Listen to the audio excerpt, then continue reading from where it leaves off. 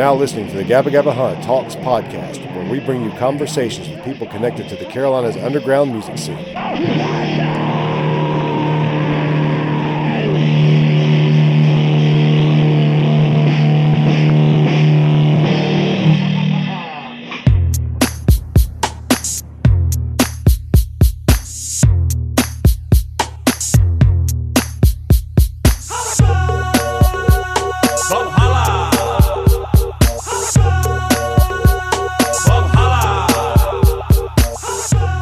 Drinking. Same here. So Killer. So how you doing? Doing well, man. I mean, working every day and just started my dock project. I live on a lake right here. It's just a little man-made lake. Yeah. And this house is built in '64, so we've been here about 6 years, and the dock was in ill repair. Last year we tried to do a little repair to it and just paint it. Yeah. But it was just wore out, man. There's some boards, it's kind of sketchy walking across. Yeah. Are you like working, or are you just working on doing this? Are you like... No. I'm working. I'm in floor covering business. Okay. And work for a company that does new home construction. Yeah. So we're essential, and we've been continuously working, you know, because need houses. So well, I'm thankful, but that's what it is. Yeah. Well, I mean, I just deliver pizza, and so I'm considered essential. I'm still out there working. You mind if I smoke? No, go ahead. Oh, and what about cussing and shit? I mean, yeah, that's good. I cuss like a sailor. I mean, sometimes I control it, but hanging out with somebody as cool as you are, I'm gonna slip up. Plus, I've been drinking a little bit. Yeah, so. and that's there's no problem with it. I mean, I always list it as explicit on the podcast thing. It asks you if it is or not. I always do, because a lot of the songs I play have cussing in them anyway. So, and like even when I do the live stuff, like a couple of weeks ago, I did an hour at 7:00, and I played Flight Risk, and I played Hot Trash, which man, the lyrics in that one. Because I was kind of thinking that my 7:00 hour would be my tame hour and it wouldn't be so crazy. Right. But then I just decided, I was like, fuck it, man. I'm just going to go ahead and play this song. I was like, there shouldn't be any kids watching this anyway. And if they do, they listen to worse shit than that anyway. Right. They're killing people on, Grand Theft Auto and having sex on Grand Theft Auto. Living out that fantasy. Yeah. It's a different world, for sure. I mean, when I was a kid, I listened to Live Crew and shit. I had a Eddie Murphy vinyl. Yeah. Delirious. Mm-hmm. And I was probably 12. And my stepfather, my mom didn't really care. Like, she was pretty lenient with me. Yeah. She just let me experience the world. But my stepfather at the time, they weren't married. They were just boyfriend and girlfriend. But he came in the room and confiscated it like a dick. Yeah. He confiscated my Eddie Murphy Delirious. And but by that time I already had it all memorized. So a lot of my background is, I was never good enough to be a stand-up comedian. Yeah. But I really enjoy the art of it, and a lot of great comedians. Same here. So that kind of plays into my music as Bubholla. Not so much in the more serious things like Boom. Yeah. Vortex of Old Men. Certainly in Bubholla, where I have a free-for-all, it's just... Oh, yeah. My 2006 album, Bubholla Holidays, I coined it prankster rap. Yeah. Because it had that underlying comedic value. Yeah. And see, I'm the same, because when I was growing up, my dad was always into stand-up comedy. And, he would let me watch certain things if it was on. And he turned me on to, like, at a real young age, David Letterman, and, of course, watching the comedians on that. But then also in his record collection, he had, Richard Pryor, and he had George Carlin and Steve Martin. Yep. And, I fell in love with those albums at a pretty young age, when it was probably not, I probably shouldn't really be listening to it, but, it served me well. So I'm glad I found that. Yeah, my dad used to play Richard Pryor. He'd be getting drunk and we'd just be hanging out, and I was young. Yeah. He would repeat some of the bits. Yeah. you stupid motherfucker, or whatever, you know, like, and see my dad do that shit was hilarious to me as a kid. Yeah. That's where I get a lot of my humor too, is my father, man. Yeah. Same here. He was very hermit. He was a hermit kind of guy, and drank and smoked and just hung out by himself. But unfortunately, a lot of people never got to experience him. Yeah. You know, like I did. Got something that's kinda hard to swallow. My name is Bub, so give me $1. I keep the change cause I like it that way. I need it, son, so you don't worry about me. Make the way as I hit the stage, tearing it up even if I'm old age. Been kicking the beat since I was about 4 feet, and never said no, this a country fried eat. Listen real close cause I'm about to boast. Never figure me out cause I'm full like a ghost. You grow up to see that you wanna be me, but that ain't gonna happen cause it was just a dream. I had a dream about being you. It made me feel sick, made me wanna go puke. I sobered up fast, I'm not comatata, and now figured out why they call me Bubholla. Bubholla. So I'm talking to Bubholla, or some people probably just know you as Brent. Is there a reason for the pseudonym or the? Yes, there is. And do I even need to cut your real name out of this, or do you want to even? No, it's fine. Initially, I wasn't even calling it anything. I was just writing stuff. Got a shitty ass little keyboard, a little Casio keyboard, and you know, even using like ashtrays. You know, I'd take the one hitter and hit on the ashtray as like percussion. Yeah. Mm-hmm. You know, just get high and use a 4-track. In the very, very beginning, I was using 2 jam boxes. Yeah. I'd record on one and then play it back, and then play with that, and back and forth, you know. I think we've all done that at one point. Yeah. Well, out of necessity, you know, if you don't have the money for it, for the real gear. I mean, it's fun to play around with that stuff when you're first learning to play music. I did like I don't know, it was maybe like 10 tracks, whatever. I just on the 4-track, I would just come up with stuff. You know, the keyboard would be a lot of inspiration. Some of the, you know, preloaded jams or whatever, I would just get in there and mess around with and just write funny stuff to. And at the time, I was working at a oil and air filter plant. And I was cutting sheet metal. I was a sheet metal shearer. And there was a guy that worked right beside of me. His name was Wayne Buffalo.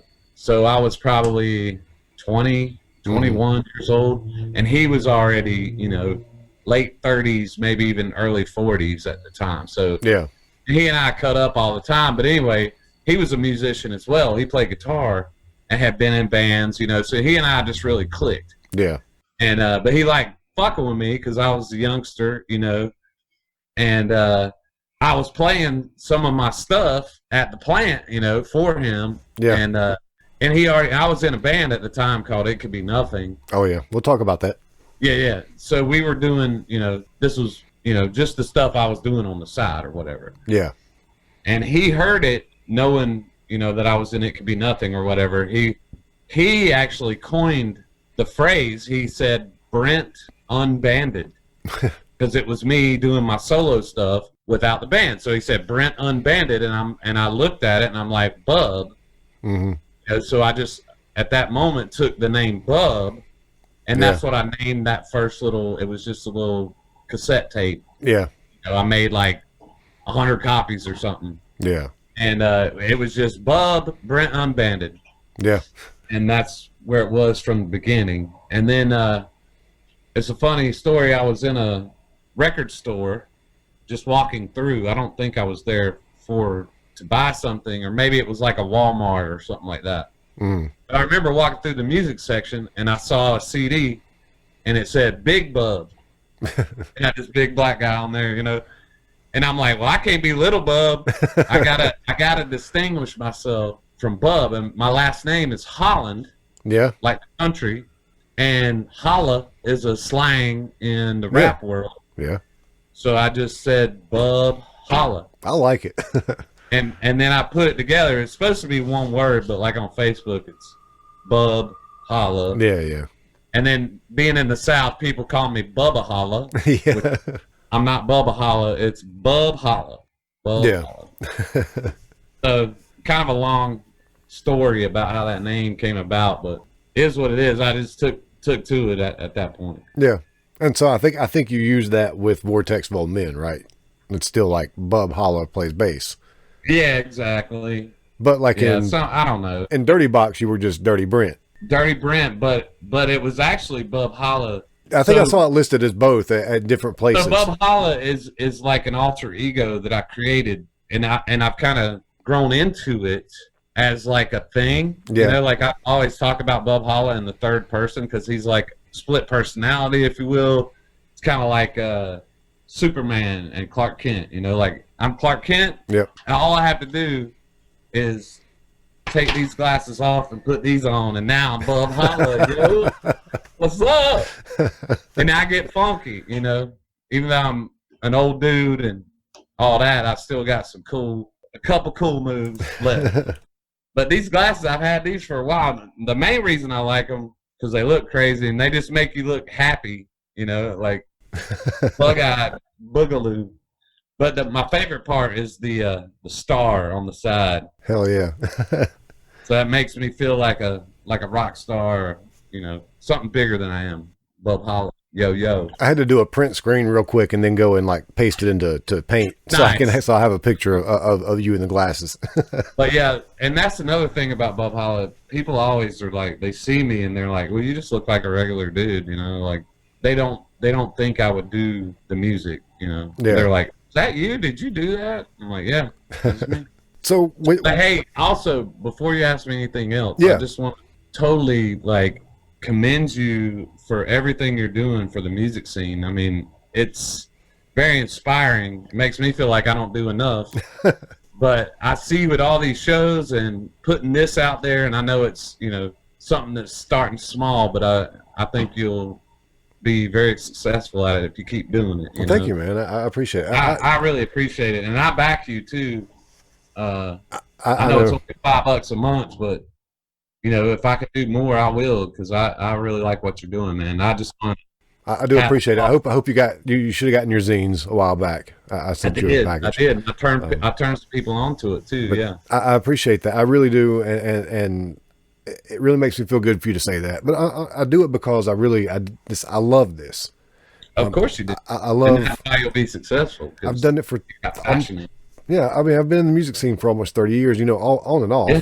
And I just recently realized that I want to do more with it and do more to help promote it, because we don't get a whole lot of help, especially for our little portion of the scene. And it's funny because we don't really have a punk rock scene, or we've got this it's like an underground rock scene, and it's bands like Van Huskins, bands like No Anger Control, Vortex of Old Men, War Boys.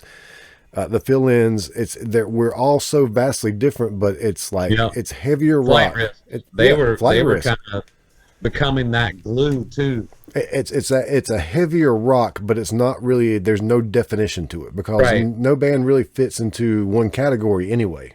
So you know, I don't know. I love it, and I want to help support that part of the scene. Well, hell yeah, and I mean, you've turned me on to some shit that I've not heard. Yeah. You know, and some of this stuff I know people have heard years ago and haven't heard in a while, but you know, and even the things I do on Saturday night just to hang out, just like, you know, there's no shows to go to. I'm going to play some music, and if people want to show up and hang out, I love that. It's fun. Change the world, right? So we're just going to do a little bit at a time, man. Just change the world, like you said. Got that corona, don't get it on ya. Kinda like pneumonia, but this one is stronger. It's got you coughing, might lead you to your coffin. Wash your hands often, use extreme caution when you're walking and you're talking in the street. Somebody put a post and was talking about that, like what's the concert thing gonna be like, what's, you know, show's gonna be like, and then somebody put in there, how about a drive-in rock show? Yeah. And I'm like, dude, that would be an awesome idea. Like, if you could, you know, find some drive-in theater that would let you set up, but you'd have to have a way to port it to people's radio. Yeah, you'd have to have like a little broadcaster there. That's a good idea. That would be cool. That is. We ought to look into that. I mean, I think the future of shows is going to be just like we've been experiencing. I just think that might be possibly a year and a half or 2 years away before we get back to that.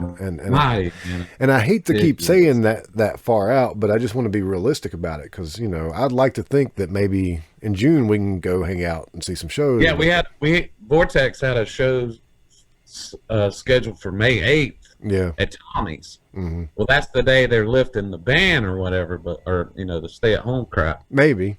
You know, we ain't going to have no damn show at no Tommy's pub where, like, you know, 37 people and it's packed out. Yeah. And we've got one scheduled for May 30th, but I pretty don't think it's going to happen. Yeah. Because, you know, even that first phase or whatever is going to be, it's not going to include bars. And then that second phase may include bars, but it's going to be at reduced attendance, capacity. And I just don't see the confidence, people having confidence to go back out just yet. Well, outdoor shows. I honestly think that this isn't going to happen as soon as May. I think it's going to get pushed back because our numbers past 2 days went up. But you almost need seating. Yeah. You know, so that you need like a place like, because Tommy's, you really can't stand 6 feet apart from somebody in Tommy's. No. You can maybe do it in Milestone, but you'd have like 12 people in there, which of course is Milestone. That's the Milestone show. That's coming. That's a Charlotte show. We'll be there. No, you won't.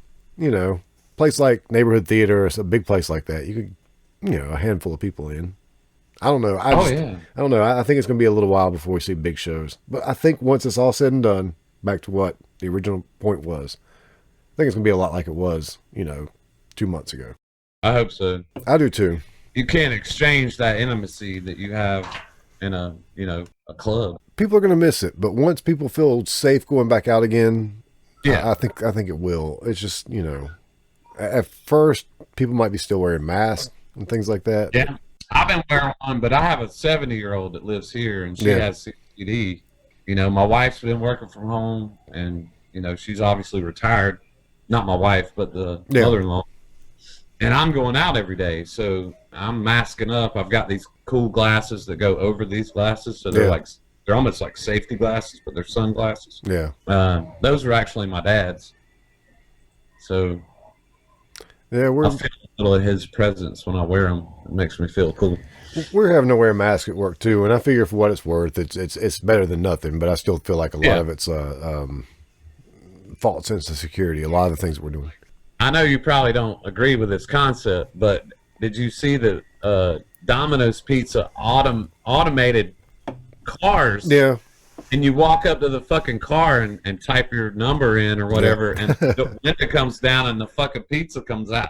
Well, I don't plan to be here forever, so if they ever do come out with that, you know, hopefully it's after I get done with it. I plan to do other things, hopefully with some of the stuff that I'm learning to do with this, you know, somehow one way or another. You know, in the meantime, it's pretty good money. The money's really good right now. And and it's low stress, and it provides me the freedom I need to do this stuff. So what got you into rock music when you were a kid? And about how old were you when you got into rock music? Well, I have a brother that's 8 years older than me. So when I was 8, he was 16. So he turned me on to a lot of, classic rock. Van Halen and Queen, Van Halen. Yeah. Pink Floyd, Zeppelin. Yeah. You know, the list goes on and on and on. And then my mother, she listened to like soft rock. Yeah. You know, so like Linda Ronstadt and, you know, Simon and Garfunkel, that kind of, you know, hop on the bus, Gus, make a new plan, Stan. Yeah. That whole thing. So that had a lot of influence on me. You know, she would be cleaning the house or whatever, you know, and playing that music. But, Van Halen was probably one of the prominent, you know, AC/DC. Like we used to have a community pool.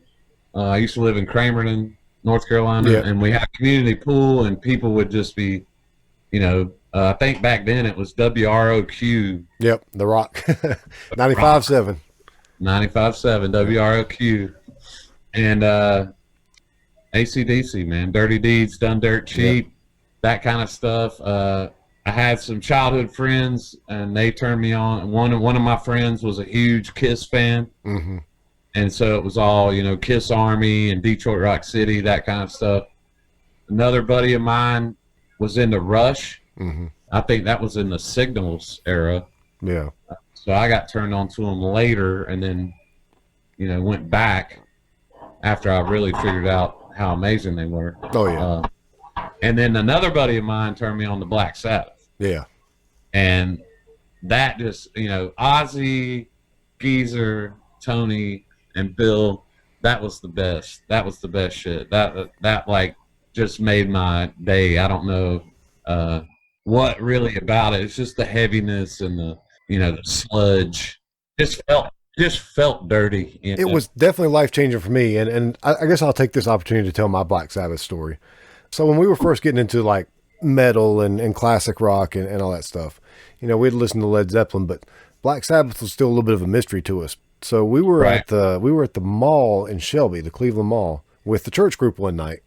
Just, I don't know why we were out there. We were just one of those nights where they took us out to have fun and to just socialize, I guess. So I stole Black Sabbath, the first Black Sabbath album. I stole that on cassette at Walden Books. They just had it out, and I just picked it up, stuck it in my pocket. And that was my introduction to Black Sabbath. I fell in love with that album. Church was my introduction to Black Sabbath, and I stole the cassette while I was with the church group. Oh, well. I still have the cassette, too. I still have that one that Really? I stole, the original That's amazing. That's a great Sabbath story. So, Stole it. yep. My stealing crew didn't last too long, though, because not long after that, I stole something at Carowinds and got busted doing it, and then got banned from Carowinds for a year. And I had to miss seeing Bob Dylan that year because we had tickets to go see him at the Palladium. Man. Oh, well. Wow. The things you learn. Yep. So anyway, back to you. Oh. So you got, and so you're fairly young, you got into rock and roll. I got into rock and roll. I did. I don't know, man. You know, that was a wild time because I was born in 71. Mm-hmm. So, you know, the early 70s growing up. And then whenever I got into like junior high school, that's when the, you know, that movie Breaking came out. And I was all about that, you know. Oh, and yeah. I went through that phase. I have a drawing because I used to like draw a lot, even though I'm not that great at it. Same. I just had fun doing it. I have this drawing of a band with like, you know, the risers and shit like Kiss. Yeah. You know, so you got a guitar player on this one, a bass player over here, a drummer, and the drums I drew were electric drums. They were like octagon shaped drums. Yeah. And then I had two dudes breakdancing, and then I think a chick singer with like a mohawk, you know, like I'm like, what the hell? I had all that mix from, you know, throughout my growing up, you know, then the 80s, and I mean, God, you know, just she blinded me with science, you know, that was a big one for me, and the like skating rink, safety dance. You know, all that. I was influenced just like everybody else with, you know, the mainstream shit. Yeah. And we really did. We grew up in a good era because at that time, the mainstream stuff was actually, some of it was an offshoot of punk rock. It was just what had become a little bit more homogenized, but it still was our introduction to it. American Bandstand. Yeah. Fucking, how did you get music? I mean, I used to watch Lawrence Welk. Yeah. I mean, or you'd watch anything that had music on it, we'd watch. And when I was at my dad's house, I mean, you know, you only had fucking like, 5 channels on the TV. You had to do it yourself. And every morning was the gospel singing Jubilee. Yep. That was a huge influence on me. You know, I heard, you know, my grandfather was a big bluegrass guy. And you got some of that, you know, I mean, it's mainly gospel, but there was some country bumpkins on there. You know, and I used to watch the hell out of that. I enjoyed Lawrence Welk. I didn't enjoy that I didn't enjoy that too much either. See, I used to watch that at one of my grandparents' house, but I always liked when I went to my other grandparents' house because we'd watch Hee Haw over there instead. Yeah, Hee Haw. Another great music thing. Country. That old country. The field country. I don't know what the hell they're doing in country today.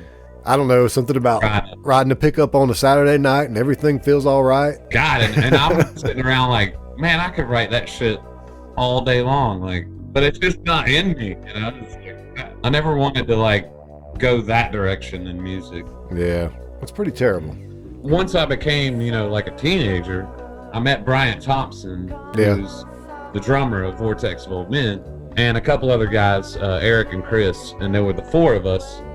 And we would go to Bryant's house, and Bryant had a drum kit, full drum kit, and he had a PV guitar, PV amp. He could play guitar, and he could play drums. Yeah. And I remember the specific day, he taught me how to play drums. He taught Chris how to play drums. He taught Eric how to play drums. Just your basic, 1, 2, 3, 4. Yeah. Just a very simple, basic beat. Yeah. I was hooked immediately, because I'm like, I can do something and, express myself. I guess is how you would look at it. But, after several weeks of us going over there, and you got Eric playing on the guitar, and Chris is now playing drums, and Chris is getting better than Brian. Yeah. Like, just from Brian showed him a couple things, and Chris just excelled at this thing. He's just playing the crap out of it. So Brian's playing guitar primarily, and Eric got a bass. And here I am, just, pud in hand, like, I got nothing. I don't have a bass, I don't have a guitar, I don't have a drum. They're all, I felt like left out, right? You want to be a singer? I didn't even think of it. That's how stupid. It's like, no, I didn't think about a voice as an instrument at all, and I never really sang. Like, I guess I sang along with shit, but I was in chorus. I take that back. I was in chorus and drama. I took some drama classes, but I'm talking like, 5th and 6th grade crap, summer enrichment programs. I was in Oliver Twist. Okay. In a summer enrichment program, but I was like one of the dancers. It was couples dancing as part of the play or whatever. But anyway, I think it takes a special kind of bravery to be a singer anyway, and so a lot of us just don't even think I don't want to stand up there without an instrument to hide behind. Come, let's have our Father. Come, let's have our Father. Uneducated in every way. Come, let's make a mother. Come, let's make a mother. Trying hard every day. Where is my mother? Where is my father? That's what they'll say.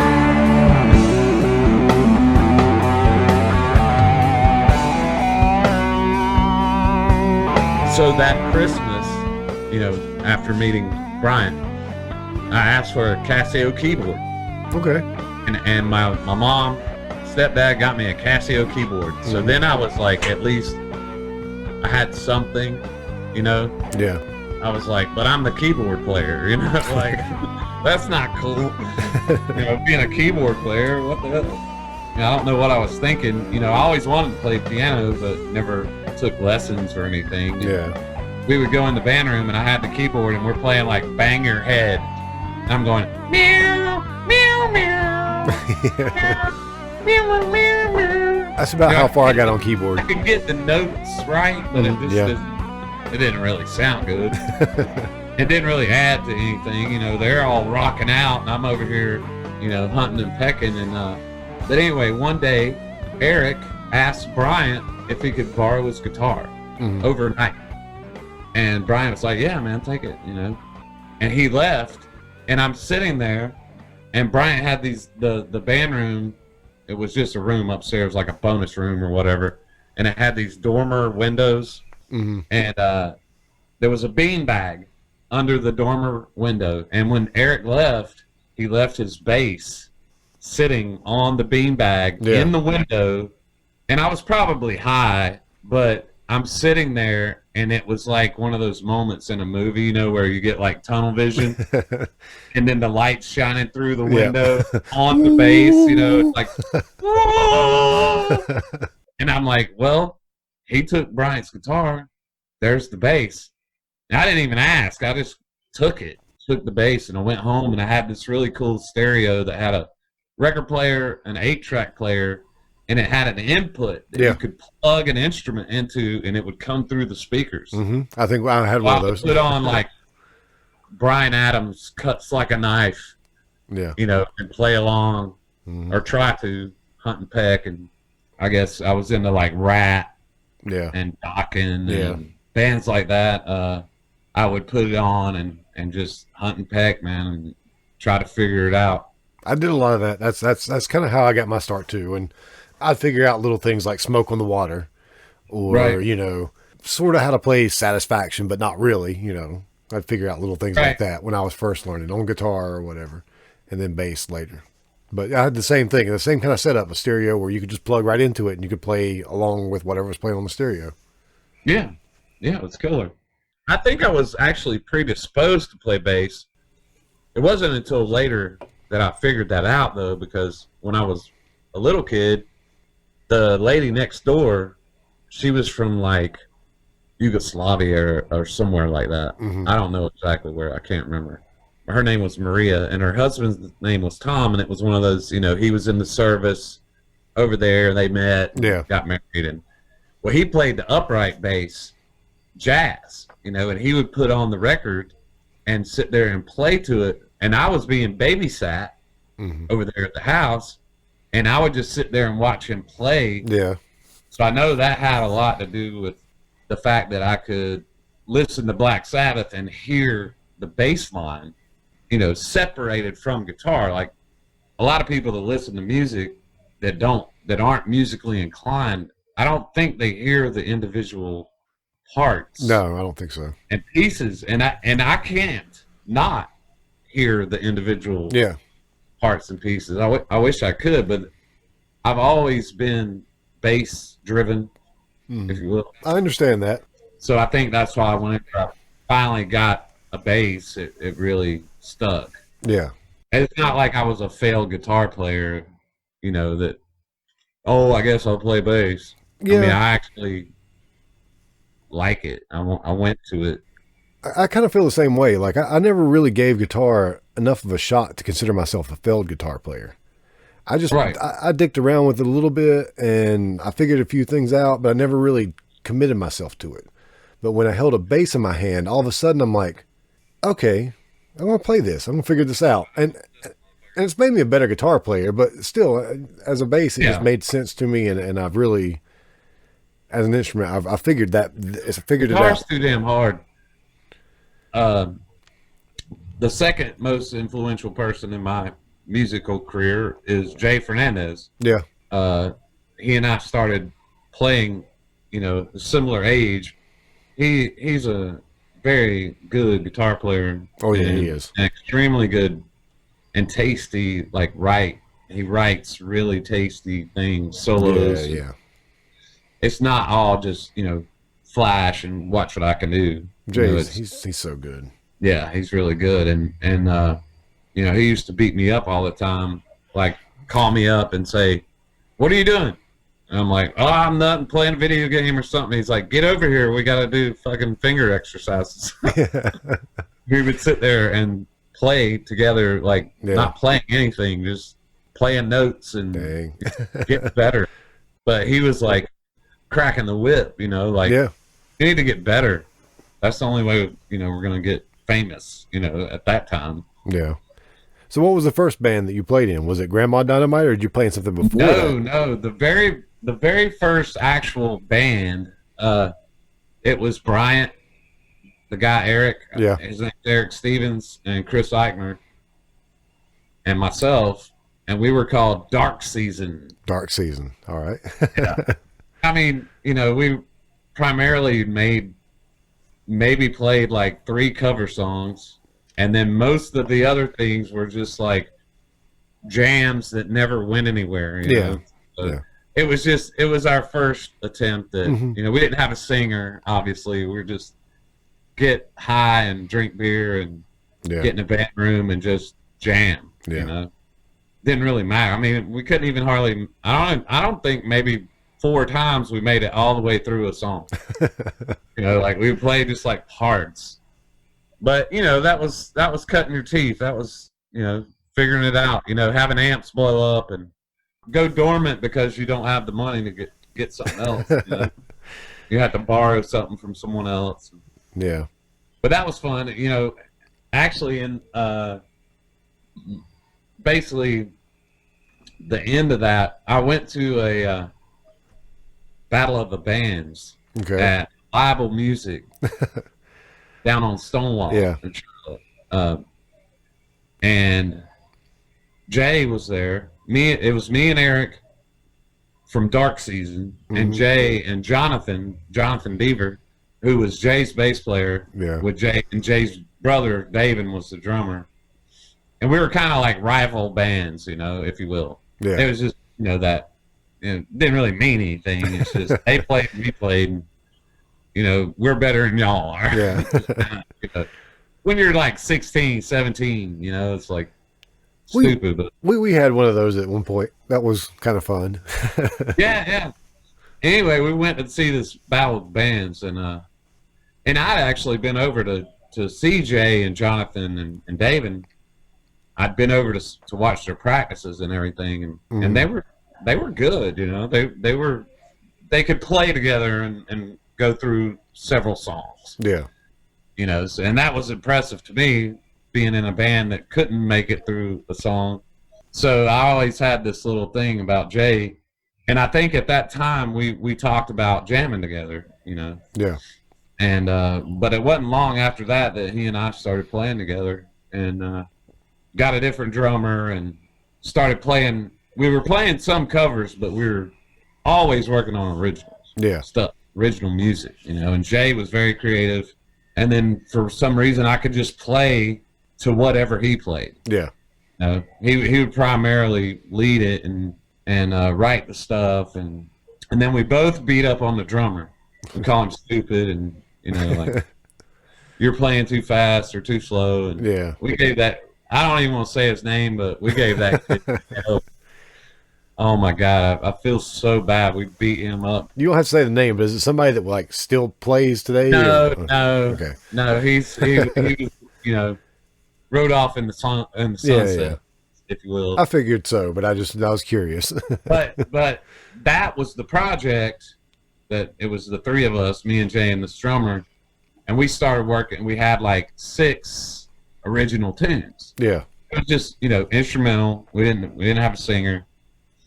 And then Bryant had moved up to the mountains, like Weaverville area around Asheville. And he had gotten a band with Tony, who is Molasses, the singer for Vortex. And I remember going up there and seeing them a couple times. They had a little band going on, and it was funny. There was one time that I went and saw him. Tony had a set of headphones as his microphone. Yeah. He had the headphones on like this, and then the plugged to an amp. Yeah. And he's screaming into this headphone. He didn't have a mic. And I was like, dude, I mean, that just shows, you'll do whatever it takes to get it done. I remember when I figured that out, that you could do that, and that was pretty cool. Yeah. That's like the first time figuring out octaves on a guitar. You're like, oh, wow. Yeah. Yeah. So then Bryant and Tony came down one weekend and met me and Jay, and we played them the stuff, and they were like all on board, like, we're moving down here and we're putting this band together, and that became Grandma Dynamite. Yeah. But I tell you this.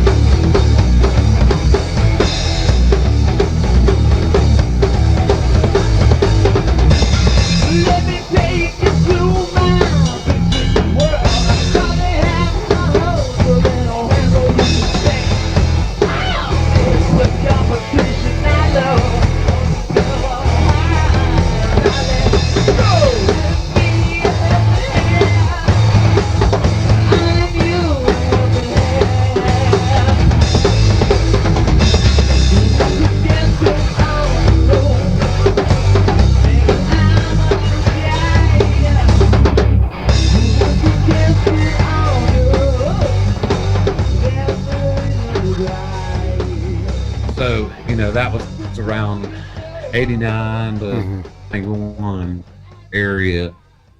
And we played several shows, and we had this bar.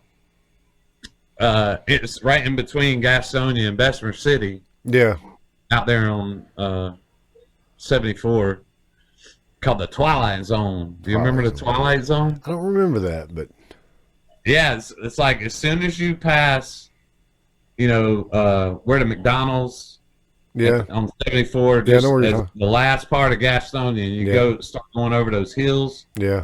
I think there was even like a putt-putt out there. Yeah, there used to be a putt-putt out there, and like as soon as you pass the putt-putt, make a U-turn, and it was like this little. It's okay, yeah, really I know exactly what you're talking about. It had like a dock, you know, with I remember ramp and shit. I absolutely remember it now. Fast Eddie was the owner of that place, man. And we had a blast there. It was a BYOB, brown bag kind of place, and I hear they, you know, did some illicit drug use or sales or probably something. So, yeah. But they would come down on us if we smoked a joint one time in the backstage area, and Eddie came in there like raising hell, like kicking us out because we were smoking weed in his fine establishment. But that's where we cut our teeth, man. You know, we played with bands like Big Shot, God's Water. Yeah. You know, these were bigger bands. You know, it was fun. It was hilarious. I mean, we recorded a live thing there, but again, you know, we never really did anything. I mean, we played and we got better. I sent you that Chewing Off My Leg set. Yeah. That was a great capture of like what we were about at that time. It sounds amazing. I mean, you know, the songs are kind of long and kind of party, and you know, but that's what we did back then. Yeah. You know? But I mean, I think it's a good representation, and the Panasonic RX 5030 really captured it. You know, it's got those killer condenser mic. I bought one. Actually, my wife got it for me for Christmas. We had been looking for one, and I got it. It's the same model and everything, and we've been using that to do our Vortex jam in our band room, because it captures everything. You can hear everything individually, and there's nothing to set up. You just put the jam box down and hit record, and it sounds fantastic. I mean, it's a little overdriven, which kind of makes it even cooler. Yeah. Which brings me to the third person that was the most influential, and especially on Bubholla, was Jeff Floyd, he's in the Negulators. Yeah. He was in Kudzu Ganja. Yep. That's when I met him. Pro, Chow Tiger. I mean, he's subculture. I met him and Bo Brown around the 11th grade. So that would have been like 88, maybe. Yeah. I met Bo first, actually, like at the convenience store next to the high school. Yeah. You know, smoking by the propane tanks. You know, like, brilliant. I knew he was a bass player, and he knew I was a bass player. And he was in the punk rock. He just told me that they were getting ready to go on tour with Subculture and NoFX. Yeah. And I was like, who the hell is that? You know? And then I didn't see him, you know, he went for the summer, and I didn't see him again until the fall, you know, going back to school. He invited me out to his lake house, and that's where I met Jeff. Yeah. And they really turned me on to what Subculture was, what NoFX was. And they had a side project with Fred Hutchison, who was the drummer of Subculture, called 30-Foot Beast. Yeah, yeah. And actually, Bo's got some of that recording, man. I've got it. You got it? Yeah, I've got it. That's good. Yeah, that's just crazy. But I mean, what a fantastic name, 30-Foot Beast. Yeah. I mean, for punk rock, too. It's like, what the hell? Yeah. But yeah, like, Jeff just fascinated me, man. He's a character, Mm-hmm. you know, almost cartoon character like. Oh yeah. His way of describing things is just fascinating to me. I love to hear him talk. I mean, Yeah. I listened back to the episode that I had them on. It's just, he tells a good story, and just the way he talks, it's so expressive, and it just makes you feel what he's saying. It's good. I love it. One time before I ever did acid, he explained to me what an acid trip was. Yeah. And that was one of the most hilarious conversations I've ever been part of. I bet. But he did a really good job of it, because when I eventually did do acid, I could relate. Oh, that's what Jeff talked about. Yeah, it was hilarious. But I saw him. He would sit there and play drums on a guitar case and the floor. Yeah. And record it on one jam box, and then break out the other one and put the bass line on. Yeah. And then play that louder, put the guitar apart, and then eventually, you know, get the vocals on there. And he would do this over and over, and they're like good songs. And he would already have everything in his brain when he did the drum part. You know, like he had already thought about every stop, because there would be like intricate fills and stops and all that, and he would like nail it, and it just did something to me. You know, it's like, man, like, look at that, you know, the creative expression. And plus, he was just a cool dude, you know, but extremely influential on me. He let me know that nothing's stopping you from doing whatever the fuck you want to do musically. You know, obviously in bands, you know, there's other people involved, and you gotta work those relationships, and you can just take a tape recorder and do whatever the hell you want to do. Yeah. So that's Bubholla. When it very first started, I would say Jay was playing drums. This guy, L.S. Brown, which is Scott Brown, who was in a band called Cedar Grove that was from Gastonia. I don't know if you're familiar with them. Yeah. You need to get some of their stuff and play it too, man. 'Cause they used to come watch Grandma Dynamite and learn from that, you know, and they became a killer little outfit. Yeah, I found some of their stuff, I think, on Reverb Nation, because I do want to play them. I'm friends with Aaron, so I definitely want to play them sometime. I love Aaron. Yeah, great.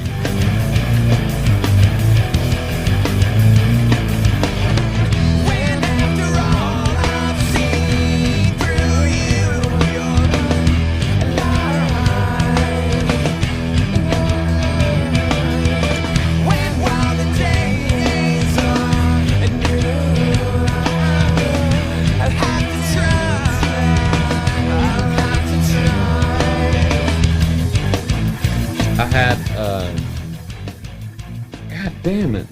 What was I fucking talking about? Well, we were talking about Cedar Grove, so you're talking about we talked about Bubholla. Jay was playing drums. So Jay's on drums, Scott Brown's on guitar, and Jonathan Deaver, who was Jay's older bass player guy, they were just over hanging out, and we were in the band room for Grandma Dynamite, which was Grandma's loft. It was like a tool shed with a building built on top of it. Mm-hmm. And we were in there just jamming around before the guys got there so that Grandma could play. Yeah. And they were just doing this like free jam thing. And I've always been a huge Eazy-E fan. And I did one of his songs. I just did the rap over the thing that they were jamming on. Yeah. And that was really like the beginning of Bub. That just it gave me that feeling that I get when I do that kind of stuff. You know, I'm not the greatest rapper on the planet. You know, I was more doing it just because it makes me feel good, you know, and I think it's hilarious. Yeah, it works. And this guy rapping, you know, like it just doesn't really like compute, you know. It's not like I'm like Eminem or, you know, Scarface or Snoop Dogg, but I just have fun doing it, you know, and I like to do it in a comedic way. But those things kind of led up to me wanting to do this on the side. Yeah. I prefer to play bass, mm-hmm. you know, and I like playing heavy, and, you know, that's like if I had my druthers, I would rather do that. Crank it up and let's rock with other people and feel that chemistry. But in the meantime, I can do this shit on the side. Yeah, it's fun. Have fun with it, you know? Yeah. In the morning when I wake up, monsters coming out of my butt. Feel a rumbling in my gut. Monsters coming out of my butt. When you smell it, you throw up. Monsters coming out of my butt. Bathroom door, I'm slamming shut. Monsters coming out of my butt. Monsters coming out of my butt. Monsters coming out of my butt. Monsters coming out of my butt. Going to eat at Taco Bell. Monsters coming out of my butt. Feed burritos, I do inhale. Monsters coming out of my butt. Can't have one, so I order about 12. Monsters coming out of my butt. Oh my God, what is that smell? Monsters coming out of my butt. Monsters coming out of my butt. Monsters coming out of my butt. Monsters coming out of my butt. Going to eat at Mickey D's. Monsters coming out of my butt. Order up triple quarter melon with cheese. Monsters coming out of my butt. People in the bathroom begging me please. Monsters coming out of my butt. When I sit down, no need to squeeze. Monsters coming out of my butt. Monsters coming out of my butt. Monsters coming out of my butt. Monsters coming out of my butt. Monsters coming out of my butt. Monsters coming out of my butt. Monsters coming out of my butt. Monsters coming out of my butt. Monsters coming out of my butt. Monsters coming out of my butt. So after Grandma Dynamite, I guess It Could Be Nothing came along, or did you play, was there something between that? After Grandma Dynamite, me and Bryant and Jeff Floyd, Bryant's grandma died, and we lived in her house Yeah. after she passed away. We formed Kudzu Ganja, the three of us, Okay. doing a similar thing with the jam boxes and Yeah, just writing stuff. And actually, a friend of my brother, they went golfing, and I knew this guy for a long time, and they let me drive the cart. Mm-hmm. Like I wasn't playing golf, you know, I was still young, and they were smoking weed. And at that time, you know, I don't know, I was probably 14 or 15. I'm like, what kind is it? You know, because back in the day, you'd have purple hair or red hair Yeah. or Colombian, or it had a name, you know. And I asked him, what is that weed called? And he said, Kudzu Ganja, because he grew it himself. Yeah. And he planted it in the kudzu, Okay. amongst the kudzu, to try to hide it. Yeah. You know? So he just called it Kudzu Ganja. And I'm like, that is an awesome name. And I always just remembered that. So when me and Bryant and Jeff started doing these songs, he's like, some of it's almost like just parody crap, you know. Yeah. Like we did like a talk show called the Sunny Tomorrow Show, where we played out like actors and stuff, and it was all just audio. Yeah. But we formed Kudzu Ganja, and then Bo came because him and Jeff have such a relationship, and I mean, he's a fantastic musician. Yeah. Bo's an excellent bass player. But he plays guitar killer, and obviously he's a drummer Drums too. too, yeah. He's gotten much better Yeah. on drums. Very impressive. But with Kudzu, we were kind of doing like what Negulators do, is like switching instruments and shit. You know, like I would write this song on guitar, for instance, or, you know, and I'd play bass on this song. And it just got to a point where like I was playing bass the least. Yeah. And I was wanting to play bass more. Yeah. And I was kind of not forced into being the front man or whatever, but it was leaning towards that. Like I was playing a lot more guitar and Yeah. singing, and it just wasn't what I was wanting to do at the time. So I left the band, and then they brought in, I think Kevin Tichy was the next guitar player. Yeah. But they kind of spinal tapped and had a bunch of different guitar players. They had Dave Boss, who's with Coon Tanglers now, and he was in Dirty Box as well. Love Dave. He's a great guy. Dave is an awesome dude. Oh, yeah. But yeah, after Kudzu, I think I just messed around. Like me and Scott Brown, we did a little thing. We called it It Be the Shit. And it was just a little 4-track, you know, jam session basically. what else did we do? Oh, shortly after the kudzu thing, me and Jay and Molasses and another drummer, we had a little band called Dragonfly Jones. Mm-hmm. And this was still back in the Jeremiah days. Yeah. When Jeremiah's was still open. We had a couple shows there, but that band kind of fell apart. Yeah. And the falling out of that, I contacted Bo Brown, and that's when he was starting to rehearse a lot. You know, I found out there's a bunch of people that live there, and there's other bands, and yeah. I just asked Bo, I'm like, well, do you know anybody that's looking for a bass player and a singer? Mm-hmm. And he's like, well, as a matter of fucking fact, I do. So there was a band called Grass Appeal. Yeah. It was Chris Dula and Tim Benson and Joel Mullis, and I forget the bass player's name. I apologize for that. They had recently split up, so it was just Tim, the drummer, and Joel, the guitar player. Yeah. And me, the bass player, and Tony, the singer. Yeah. And he gave me Tim's phone number, and I called Tim, and we talked for like 3 hours the first night. You know, I talked to him. It was like a girlfriend thing, you know, like meet a new girl or whatever. But we had so much in common in music, and then we hooked up. And they already had a band room there at rehearsal lot, and we came up there, and I think we wrote a song the first night. Yeah. It was like instant chemistry, and that was It Could Be Nothing. The beginning of It Could Be Nothing.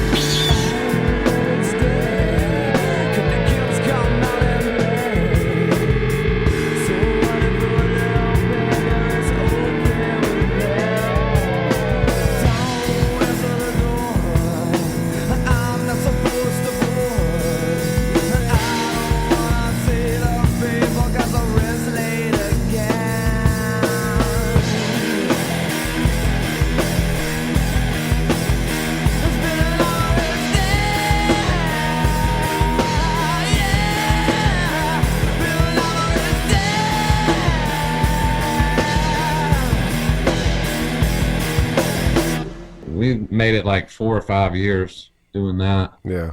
That band, we actually, you know, could have done something, could have been something, but it could be nothing. And it really was. I was aware of you guys back then, but I don't think I really had ever seen you or anything. But now when I go back and listen to that stuff, and I'm like, damn, these guys were really so good. Yeah, we definitely had our own thing going, but maybe not right for everybody at the time. Yeah. You know?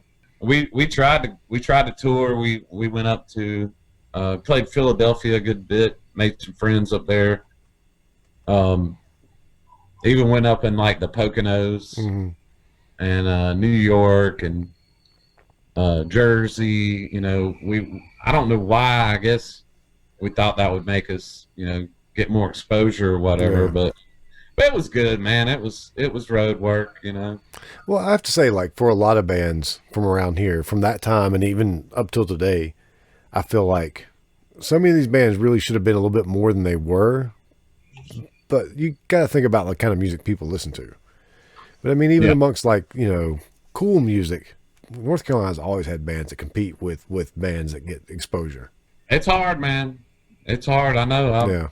I've been at it 34 years and ain't figured it out. So, and now it's like the worst time, or it could be the best time, or the worst time, depending on how you look at it. But it's short attention span, fucking theater. Yeah, that's true. But there's so much out there that you can pick and choose what you want to do. I mean, I just put this album out, One Hit Wonder. Yeah.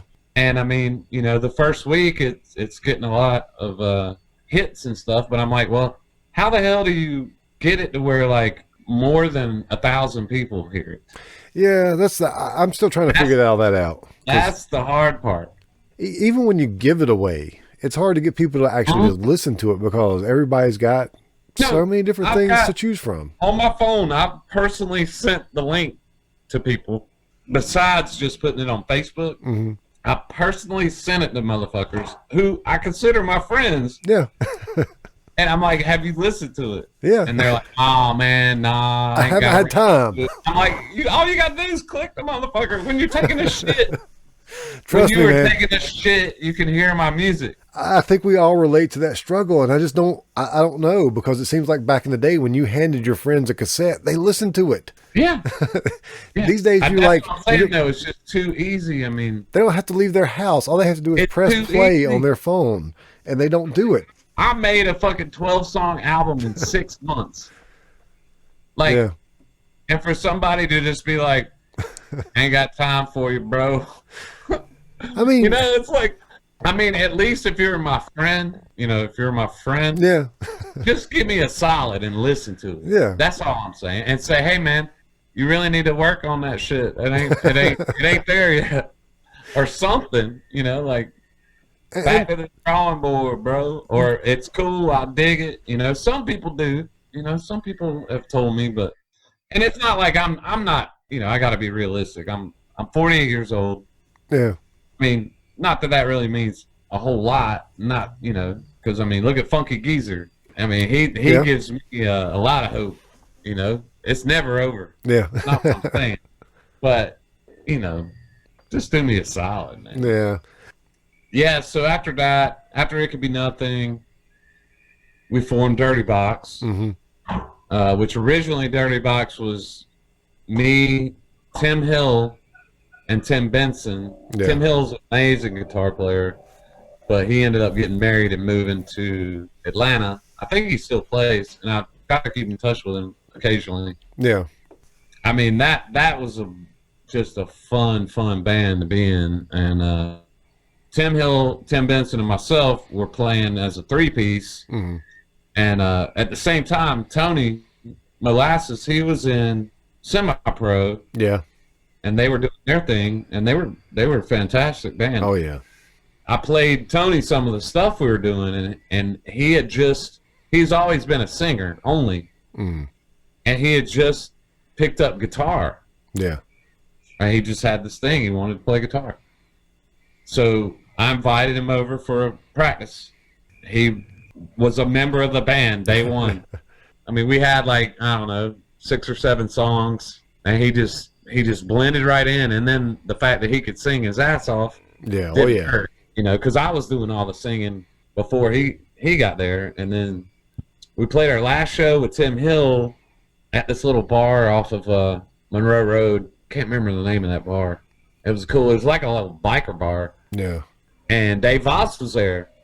And after the show, Dave came up to me and was like, man, I really dug it. I'm like, you want to be in it? Yeah. Because we just lost our guitar player. And he's like, well, fuck yeah. I'll be in it. That's when it really took off. When he joined the band, we really became a band. You know, Yeah.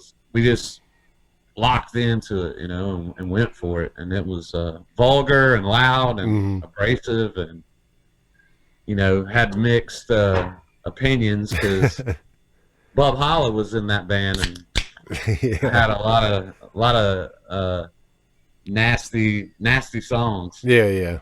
Some stuff that some people might like think twice about playing these days, but yeah, it's not fun.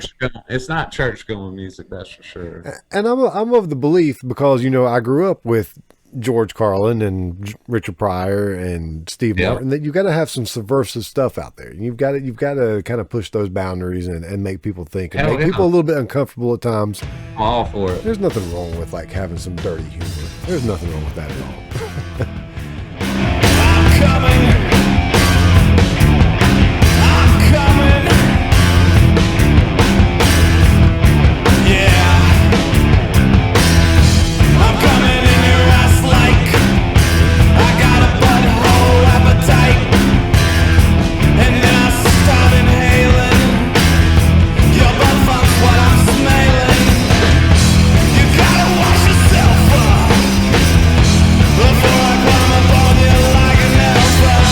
Now that I've got the CD, I fucking love it.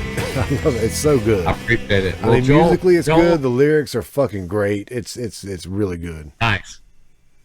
It's called Nice because I always said nice like that. Yeah. Nice. That was the thing, you know. Yeah. So we named it Nice, which was also a play on words because it's dirty, you know. Yeah. But Joel Mullis, who was the guitar player for It Could Be Nothing, you know, he went to Full Sail and became an engineer and did his internship at Tree Sound Studios. And he, you know, when he got out of that, he hooked up with this dude Billy in Duluth, Georgia, and he was working for him, and you know, working with acts like the Yin Yang Twins, and I even met George Clinton there, down at the studio. But he recorded all of our stuff. I mean, even as far back as Brent Unbanded. Yeah. He mixed it, you know, and put it together for me. All the It Could Be Nothing stuff. We had like 3 different cassette tapes and then 2 CDs. The 2 CDs we did at the basement with Jody Derrick. But, you know, Joel also had a hand in that. Yeah. But yeah, he did the Dirty Box stuff. My 2006 album, Holidays, he co-wrote like 9 songs on that with me. But he's been an integral part. I mean, after Dirty Box, you know, Semi-Pro broke up, and Tony and Jay started writing songs actually at my house. I was in one room doing Bubholla, and they were in the living room writing the new Lamb Handler stuff. Yeah. You know, they recorded that first album. I think I'm only on 1 song on the first album because they had already done it. You know, I think Joel played bass. I think for Joel or Jay played bass for the majority of that, and I was on 1 song. But I really dug that stuff, and that was Tim and Jay and Molasses. Yeah. And then we rocked that gig for like 7-8 years. Yeah. And we toured a lot. This was Lamb Handler. Lamb Handler, yeah. Let's sit around, think of new things to do. We ain't done to you yet. We'll start with a really good beat, dancing around, work up a sweat. Ooh, I like the way you're twitching, rolling around all over the bed. I see your lips start to quiver, even though I ain't touched you yet.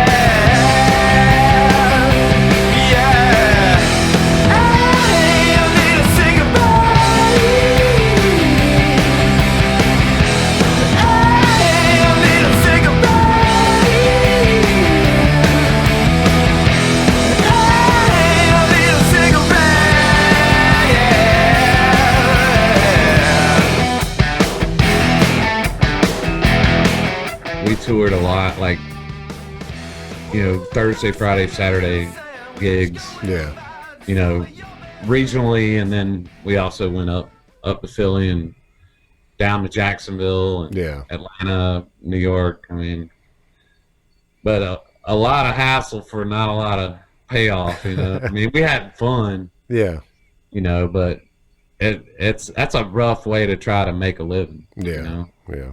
Just trying to get one fan at a time, or, you know, that kind of thing, playing out of town, or you drive 2 hours and play 3 45-minute sets to the sound guy. Oh yeah.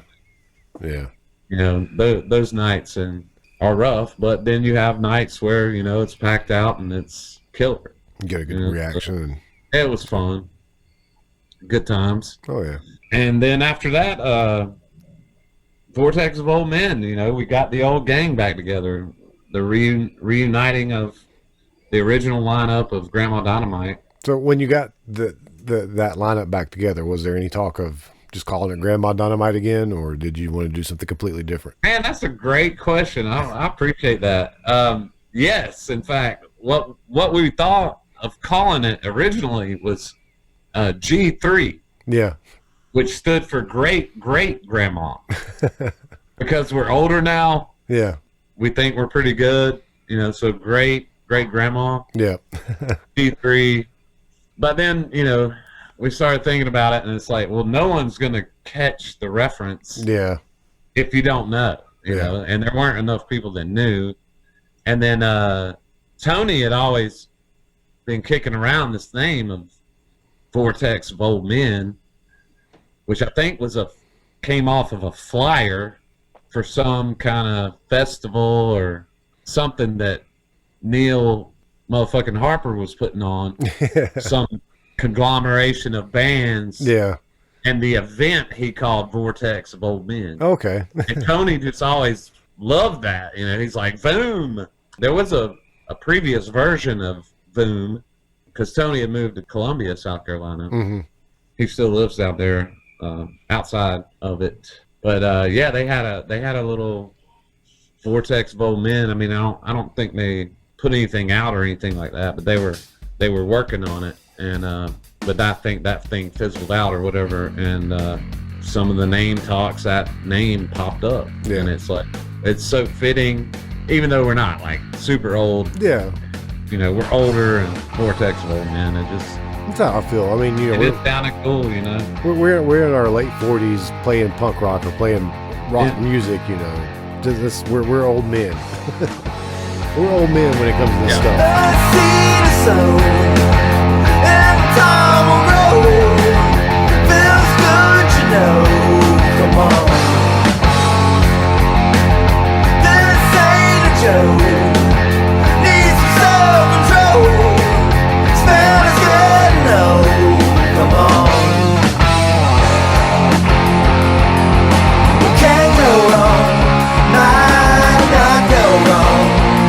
Don't worry, we'll go wrong.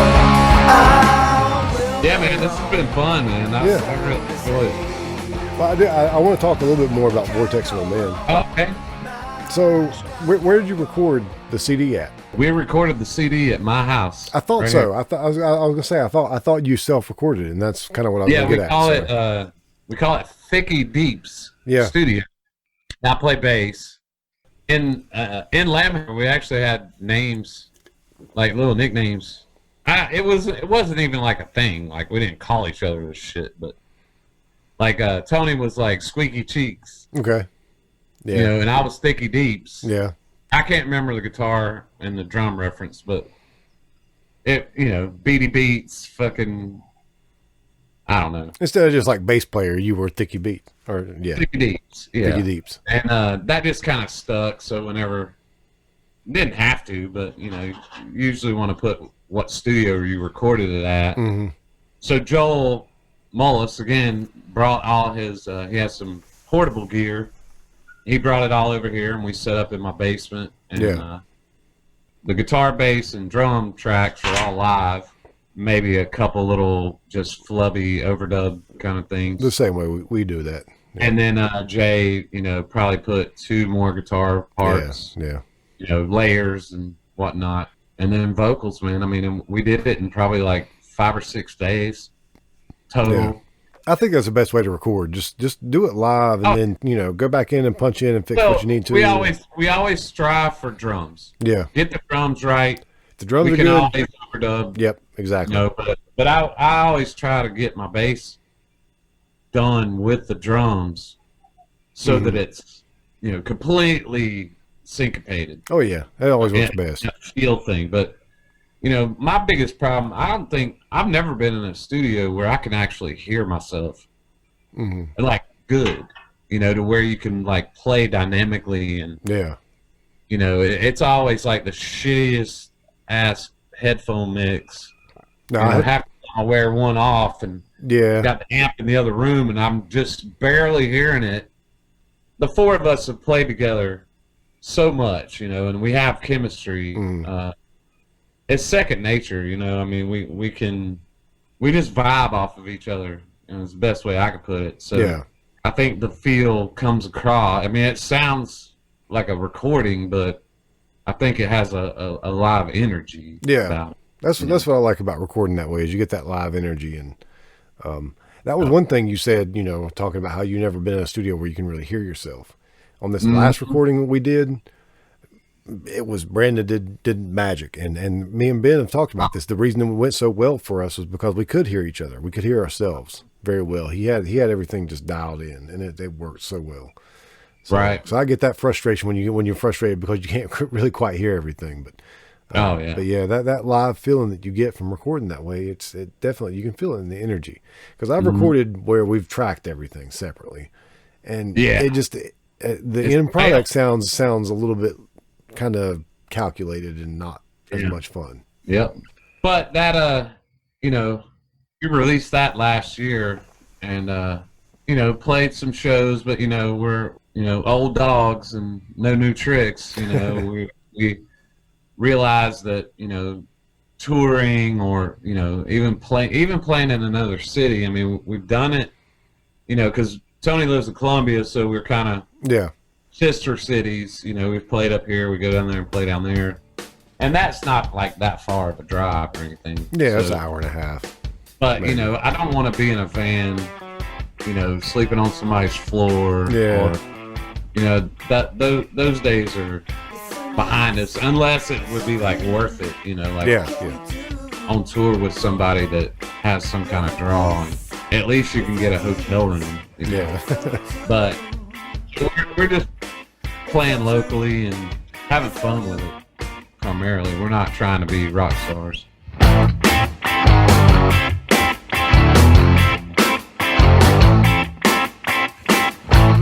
time in a cozy little place with a smile on your face. You see you'll have a bottle fall from grace. You wanna float in space. It's so true. It's so you.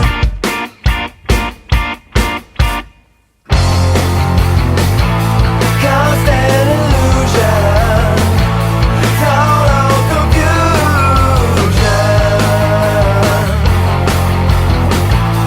Constant illusion. Total confusion. As far as you know, I told you about the people I've met and the, you know, experience I have with that, but as far as like me deciding I want to be a performer, it was the summer before the 9th grade, right about the same time I met Bryant. We had moved to a new house in Gastonia and we were like fixing it up, you know, like painting and crap. I'm there, but we had a TV there, you know, keep us entertained while we're like painting and shit, and I'd have MTV on, have it, you know, looping videos or whatever, and Dawkins' Alone Again video, which it's a lot of live performance, and then it's like the hotel room, you know, and he's all sad because he ain't got a chick or whatever. The dude's wearing the bandanas and George's hair's like all crazy. I'm like, dude, that looks freaking awesome. That's what I want to do. I mean, it's not like the hardest song ever or anything, you know, but I mean, they were rocking, but you know, it's a ballad, if you will. I love that song. But that made me think, like, man, how cool would that be to be on stage like that and see all those people and I think just rocking and rolling all the time. That was a big part of it for me too. You know, just growing up, like we talked about with MTV, especially back in the early '80s. MTV played some really cool shit. And, Oh, yeah. And to this day, people think, oh, that's cool as fuck. Scatterbrains. You ever, you know, I Scatterbrains? remember that. I remember them. Don't call me, dude.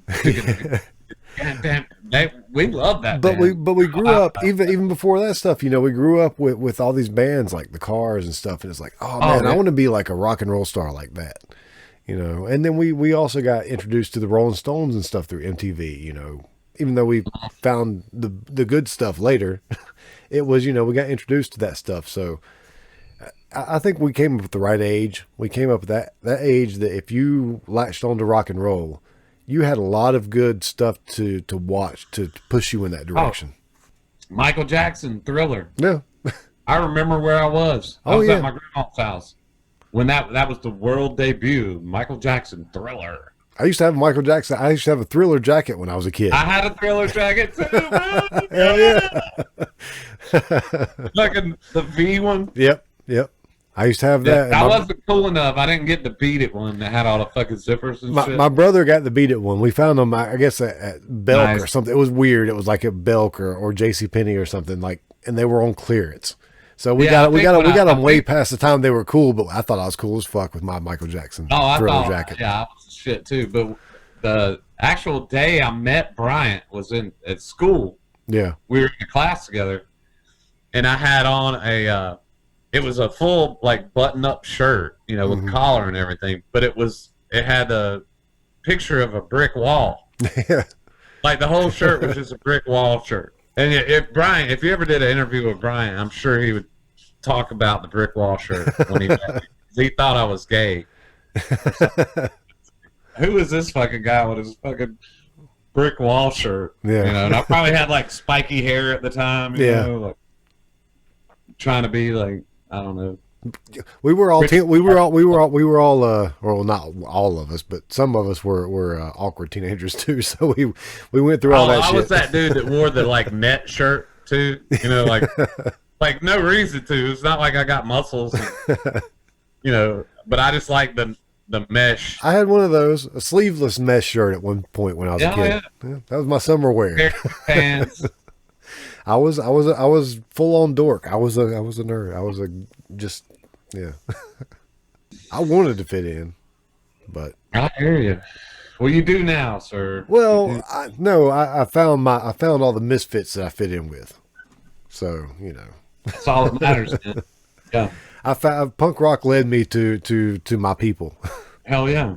So let's talk more about Bubholla. Bubholla. Yeah, man, it's just been a fun thing I do. You know, I actually quit doing it for a while, and not for really any reason. I think it just came to me for a while, and I just put it on the back shelf, you know. Yeah. Plus, you know, I'm an adult, so I work for a living and all that crap. And we've been at this house for 6 years. I've done a lot of remodeling and stuff like that, but I was actually looking for an old password to some website. I went into one of my old email addresses. Yeah. Started searching for this password, and I found like 15 tracks of Bubholla. Yeah. Because what I would do is I would email myself the track. So this was before there was like Google Drive or any kind of cloud service. I would just email it because I'm like, well, if I email it, it'll stay on the email server. Yeah. And then I'll get it, you know. So I had these 15 tracks. I was like, holy shit. Some of them were like 20 years old, you know. Some of them were 5 years old. You know, I mean, I've not completely given it up along the way. But I was always a 4-track guy, you know, and not really embracing the digital audio workstation, you know, that kind of, like, even though I'm fairly computer literate, I don't know, something about the interface and like it just seems like there's too much shit. You know, like I like analog knobs and shit that you can mess with. But so anyway, in compiling these 15 songs, I reached out to Joel and I was like, hey man, I got these 15 songs. Can you like just master them? Because they're just, at this point, they're just the MP3s. Like I didn't have like the actual waves, or I didn't have, you know, whatever I recorded them on, and I don't have anymore. You know? And, you know, he's a busy guy and everything. And he said he would help me, and he did come over and like show me some shit, but I was on my timeline, not his timeline. So, and I had a copy. I'd bought an interface years ago, like maybe 5 or 6 years ago, to attempt it. Yeah. But, you know, I got in, and I had Studio One, is the digital audio workstation I have, and I'd done like a couple little things in it, just, you know, because I had gotten the machine at one point. You know, that's like the drum pad thing. Yeah. But that thing is just, the learning curve is just ridiculous. You know, I'm simplistic. I like a Casio keyboard where you can put, I want to hear 50s disco, you know. I mean, Bossa Nova. yeah, Bossa Nova, baby. That's one of my songs is the drum beats, Bossa Nova. Yeah. That's Wimper on One Hit Wonder. Got something keeping to myself. It makes me whimper. Just I know, and no one else. The question lingers. No, I will never ever tell. So just remember.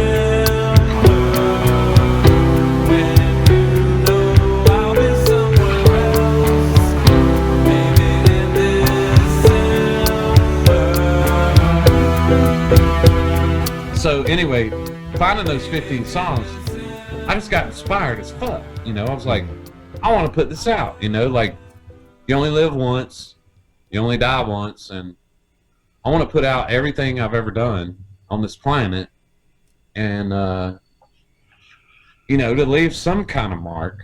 Yeah. This, you know, hey, this dude was here. That's what he did. Which I still have all 15 of those songs, and now that I've went through, so I got into the digital audio world. Yeah. And started, you know, YouTubing and just trying to figure out, you know, tutorials, how to work this thing. And then, so I got a keyboard. I got a shitty Casio keyboard. Yeah. I'm like, go back to your roots, baby. Yeah. I just plug it in. Fucking, this particular one I have, it's got this, like, this disco music thing, dance music, I guess. And you can, it's got like 3 different drum parts, 3 different bass parts, 3 different rhythm key parts, 3 different lead key parts, and you can sit there and mess with it and change it. And so a lot of that stuff is me, you know, a lot of it's like one take shit of just like bass tracks of it. And a couple of the songs I did with the SM58 because that's all I had. And then I was, you know, calling Joel, wearing his ass out, you know, man, what, I needed something that's going to make me sound better. You know, he's talking about trying to talk to me about compression and, you know, turning me on to different types of equipment. And I started buying up a bunch of stuff, and he's like, oh, you want your vocals to sound better, you need a compressor mic. Condenser mic. Condenser mic, yeah. So I got one of those, you know, and I just start layering and figuring it out, man. And after a while, I kind of got the hang of it, at least, you know, good enough for me. And after I did, like, you know, 30 different takes of the vocals, because that, you know, the music part, I could get it down, you know, and it's solid. You know? And I had Dave Voss, I had him come over. And he did, like, he played guitar on, like, 3 tracks, and then the Change the World song. He wrote the music to that. And then, in fact, I had 11 tracks, and I was literally like 2 days away from sending it in to be mastered. And he sent me that track. And that's right when the Corona shit hit. Yeah, because I knew when you put that out, I was like, damn, he like wrote this quick. Dude, it was like 2 days. Like, he sent me that track. I listened to it sitting in the basement, and I wrote the first verse. Got that Corona. Don't get it on you. Kind of like pneumonia.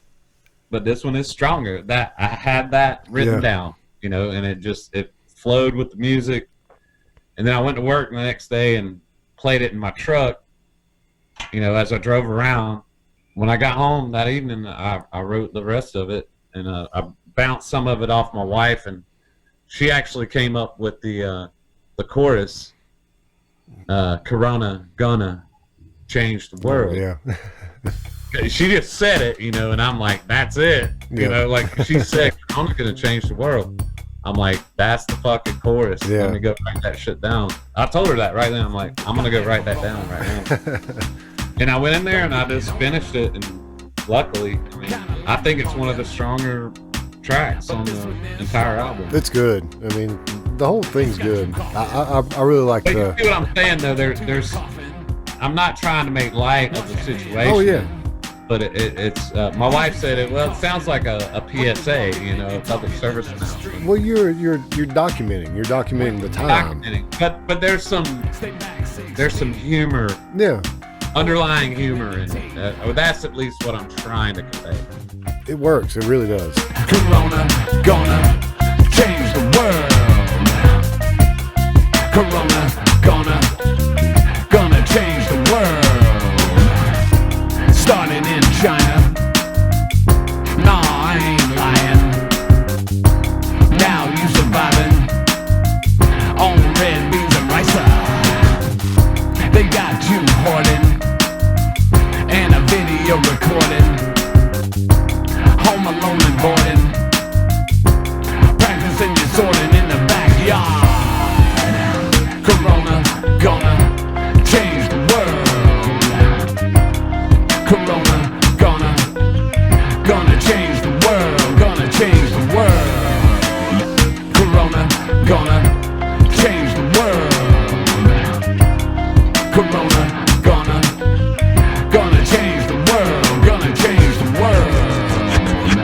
But, You know the famous picture of Brett? Yeah. This one? Yeah.